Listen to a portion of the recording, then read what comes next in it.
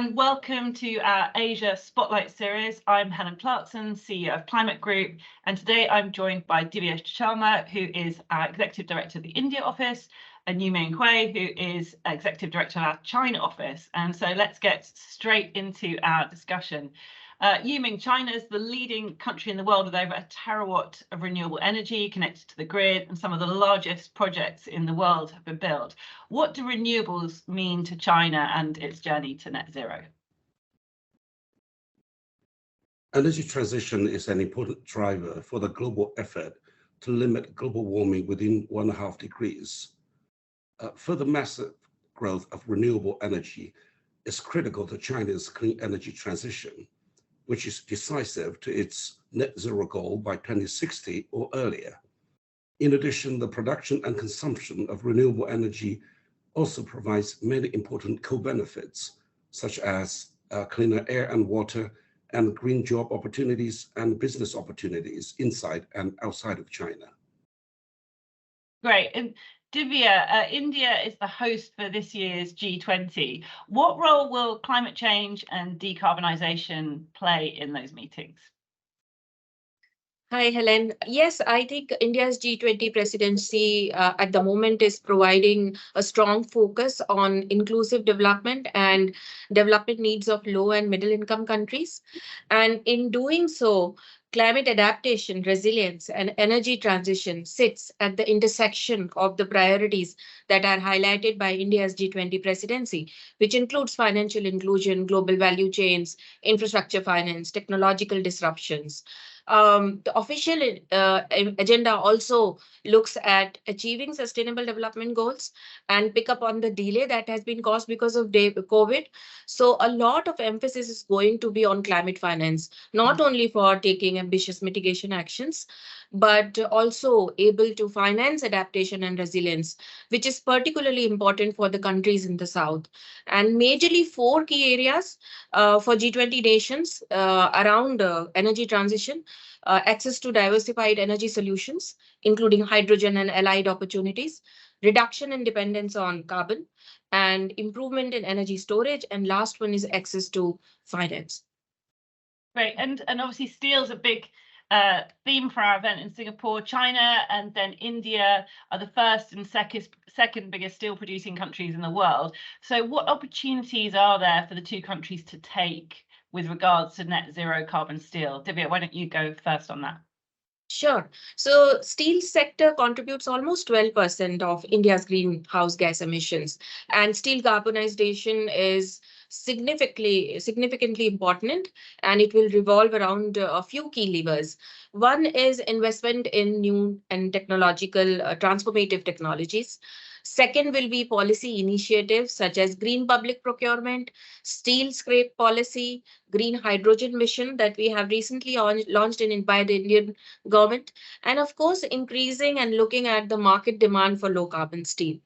As a sign to that intent, the Ministry of Steel has very recently approved 13 task forces to define the roadmap for green steel, which will look into key enablers such as certification and benchmarks, looking at creation of demand, supply side technologies, and of course, transitional finance.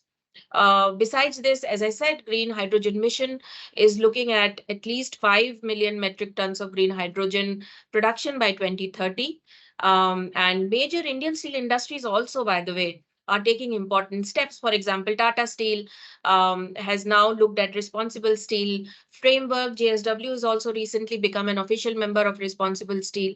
So as the demand for low carbon steel grows in India, we also believe that initiatives such as Climate Group Steel Zero can play a very crucial role in creating and aggregating this market demand in India. And India is, of course, and it's the only major economy whose steel demand is expected to grow exponentially in the next few decades. And it will peak around 2050, by the way. So this provides India with a huge opportunity to decarbonize while we are also economically growing at the same time. Great. Yuming, same question.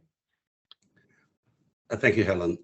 China, as the largest steel production center and exporter globally, China plays an indispensable role in driving global decarbonization of steel industry with huge potentials and opportunities.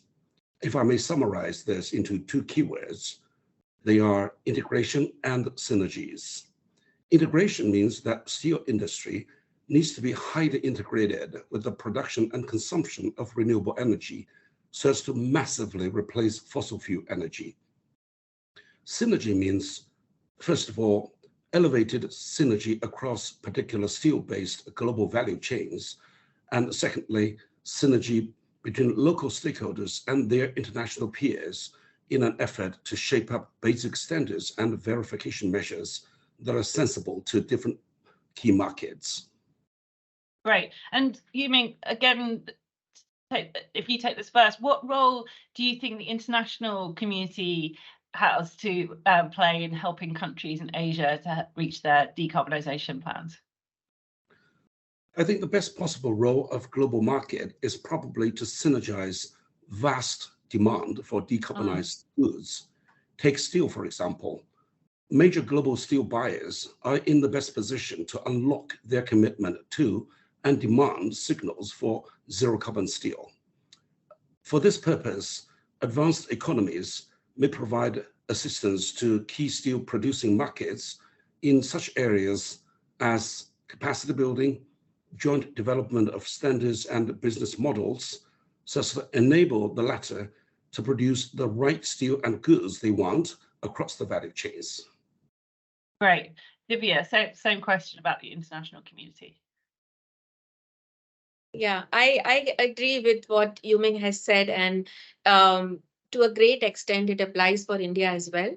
I think in terms of role of international community, we think climate financing is the priority. So inflow of FDI into clean energy and infrastructure sectors is something that we would look at.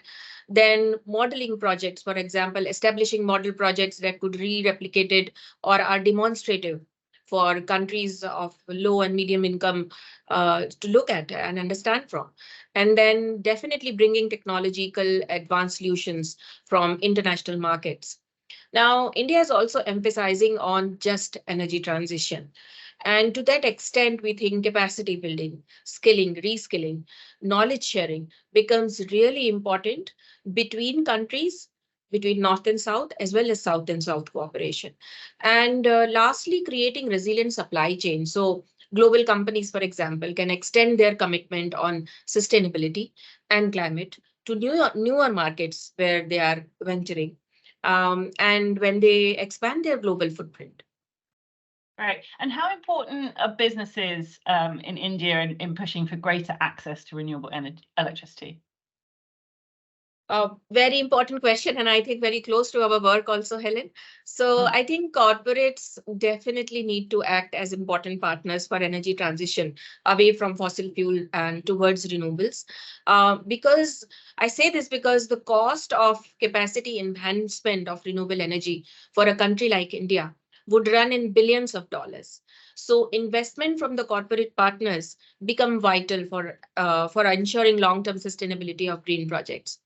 Now, our work, for example, through our hundreds campaign, RE100, EV100, EP100, that drives corporate action by sending the right demand signal to the market. And I think demand signal would play an important role because unless there is demand, there's hardly that we can do to push policies. To bring on policies in place, for example. And by ensuring demand aggregation, economies of scale can also be effectively achieved, ensuring that the cost comes down in the long run. And the other thing that should be mentioned here is that businesses have a huge responsibility to transform the landscape.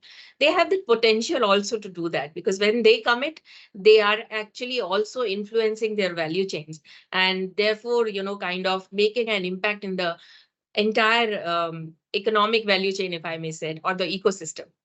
Yeah. And Yuming, how about in China? Businesses are important in this drive because massive demand from leading businesses may essentially represent strong asks for regulators to improve the transaction rules of the utilities market so as to enable these companies to access renewable electricity. Great. And then final question, and you may take this one first. What do you hope to achieve from our Asia Action Summit in a few weeks' time? I do expect for the event to help forge consensus and the sense of urgency to undertake cross-border and cross-regional collaborations for the welfare of human global-wise. Great. That's a good ambition, Divya. I think Yuming has said what I wanted to say, but I would just add that we have been hosting Climate Week at regional scale in the past in New York, also in London. This is the first time we are in Asia, where most of the momentum of economic development will take place. And therefore, it is very important that we weave in climate action and just transition story in this entire gamut of things. So we definitely need more ambitious action by both companies as well as governments. Governments, because we need to set clear policies to ensure that companies can find it easy to access renewables, and need to set the right context for the companies engaging in renewables to operate. And on the other side, companies need to engage with other stakeholders by not just making commitments, but ensuring that they are proactive in transforming the sectors, looking at, as I said before in my previous response, looking at the ecosystem within which they are operating. So I think that is the key message that we are looking at from our Asia Action Summit. Excellent. Well, thank you both very much, and look forward to seeing you and everyone else in Singapore in a few weeks' time. Thank you. Thank you, Thank Helen. you.